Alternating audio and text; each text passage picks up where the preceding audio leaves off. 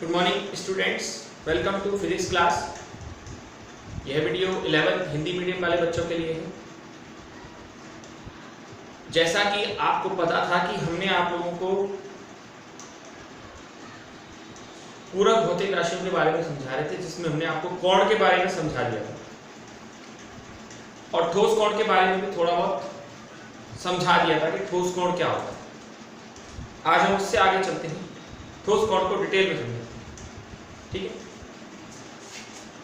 ये तो आप समझ ही गए थे,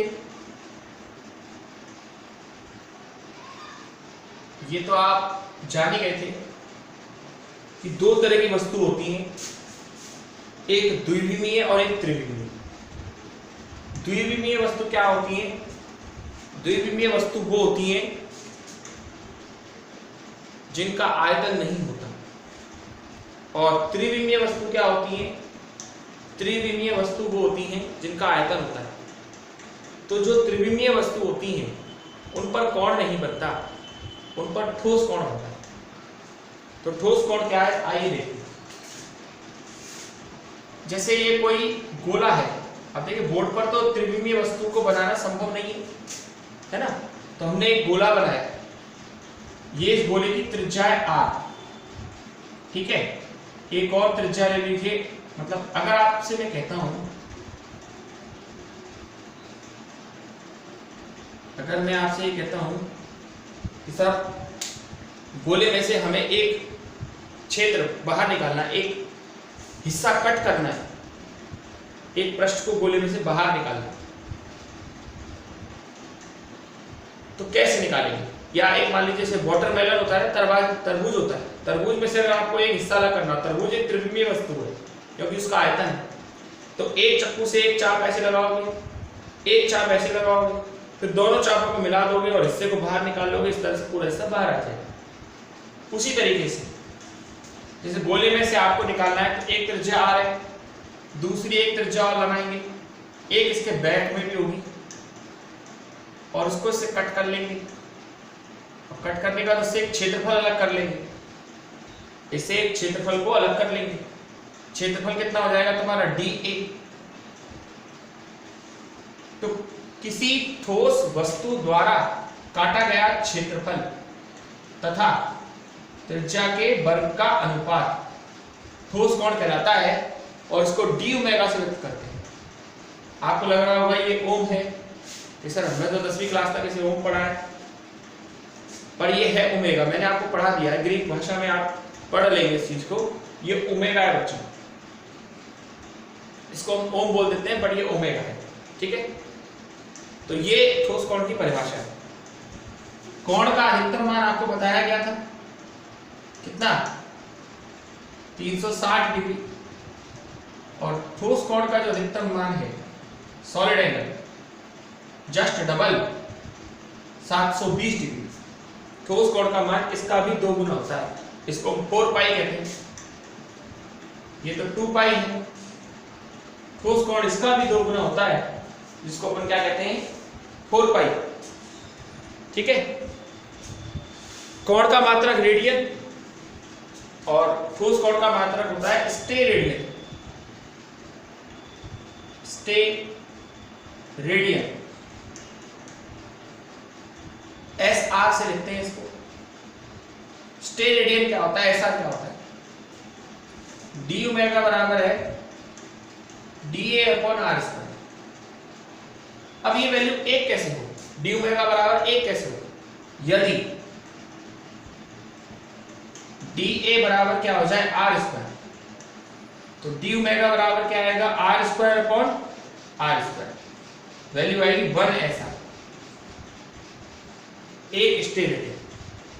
यानी एक स्टेरेडियन किसी ठोस वस्तु पर बनाया गया वह कोण है जो किसी ठोस वस्तु से काटे गए, या एक स्टेरेडियन किसी ठोस वस्तु पर बनाया हुआ वह कोण है जो किसी ठोस वस्तु द्वारा उसकी त्रिज्या के वर्ग के बराबर का चाप उससे अलग करता है। दोबारा सुनिए, एक रेडियन वह ठोस कोण है जो किसी ठोस वस्तु से उसकी त्रिज्या के वर्ग के बराबर का चाप सेपरेट यानी कि अलग करता है, वो है आपका क्या, एक स्टेरेडियन। तो ये थी बात आप लोगों की रेडियन और स्टेरेडियन।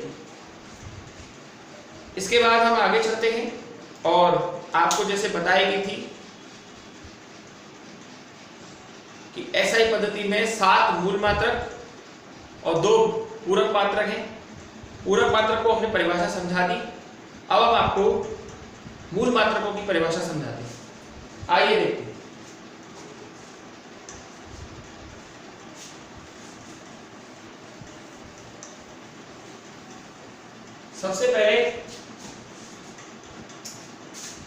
सबसे पहले नंबर पे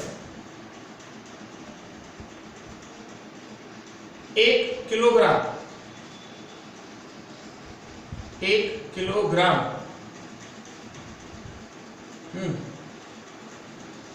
1 किलोग्राम क्या है? देखिए पेरिस में इसकी परिभाषाएं दे रखी है, थोड़ी कॉम्प्लेक्स है यानी थोड़ी कठिन है, लेकिन ऐसी कोई दिक्कत नहीं है। पेरिस में अंतरराष्ट्रीय मापतोल ब्यूरो है, पेरिस में अंतरराष्ट्रीय मापतोल ब्यूरो में रखे, पेरिस में अंतरराष्ट्रीय मापतोल ब्यूरो में रखे, मापतोल ब्यूरो में रखे एक विशेष सिलेंडर, एक विशेष बेलन, एक विशेष बेलन का भार,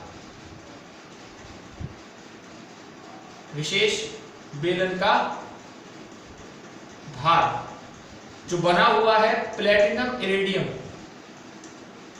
प्लेटिनम इरिडियम।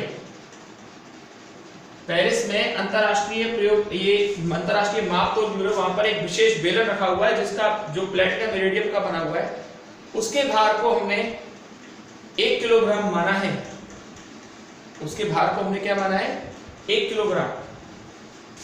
और खास बात यह है कि इस बेलन की जो ऊंचाई है,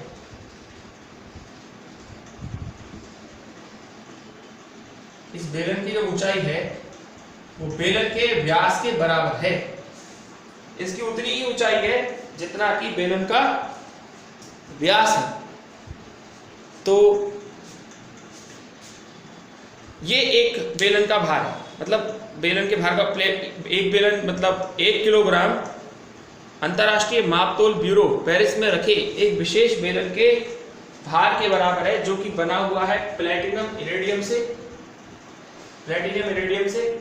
और इस खास बात यह है कि इस बेलन की ऊंचाई उसके व्यास के बराबर है और उसका जो भार माना गया है उसे 1 किलोग्राम माना गया। ठीक है, चलिए आगे चलते। इसके बाद अगली परिभाषा है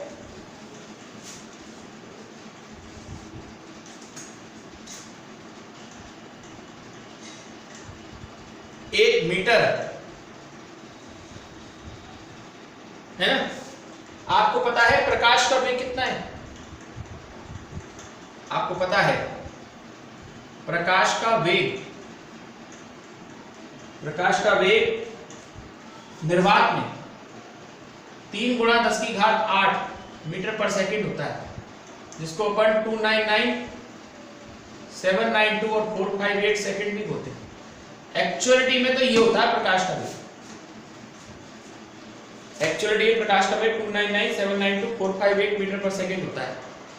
लेकिन हम लोग इसे जो है ऐसे भी लिख देते हैं 2.99 10⁸ मीटर पर सेकंड, या कि इसको लिख सकते हैं 3 × 10⁸ मीटर पर सेकंड। ये कह देते हैं प्रकाश के वेग। प्रकाश का जो वेग है हम 3 × 10⁸ मीटर पर सेकंड मान लेते हैं, है ना।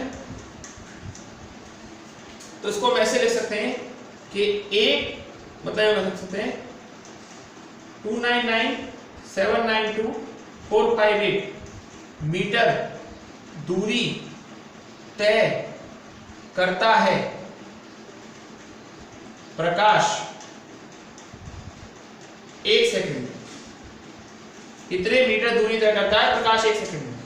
तो 1 मीटर दूरी तय करेगा 1/299,792,458 सेकेंड में। तो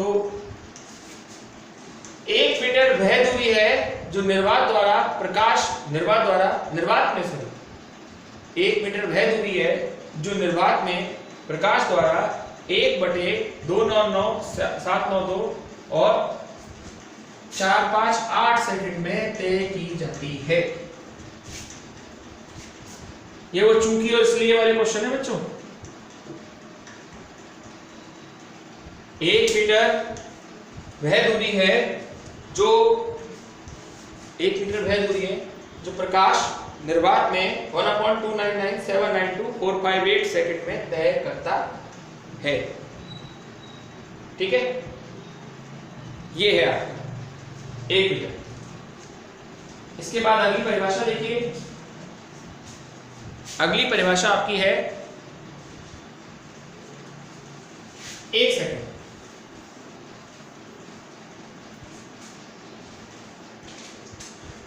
1 सेकंड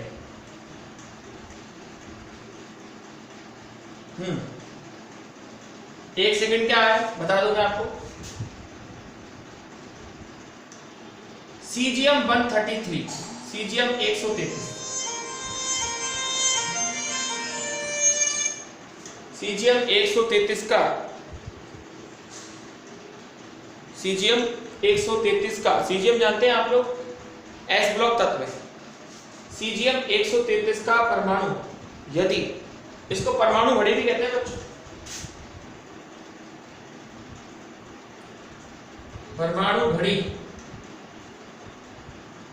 सीजियम 133 का परमाणु जब 9,19,26,31,770 बार कंपन करे,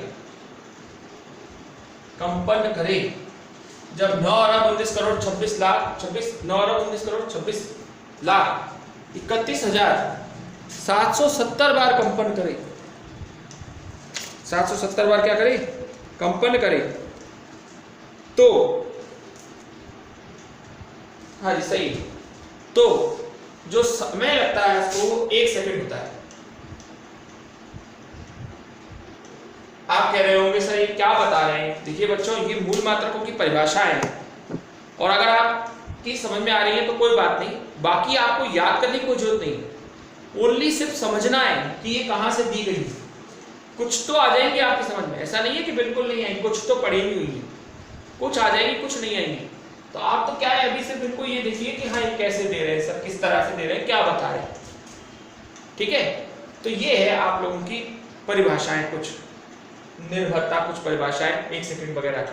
ठीक है, तो ये लेक्चर हमारा थोड़ा डिस्टर्ब हो गया था, हमने पोस्ट किया था पर आ नहीं पाया, इसको दोबारा से बना के आपको भेजा गया है। ओके, तो आप इसको देखिए दोबारा और फिर देखेंगे। टेक्निकल एरर आ जाती है कभी कभार वीडियो बनाते समय, अब पता नहीं क्या टेक्निकल एरर से वीडियो आया नहीं, तो इसको देखिए, फिर बाकी बात हम आपको अगले लेक्चर में करेंगे।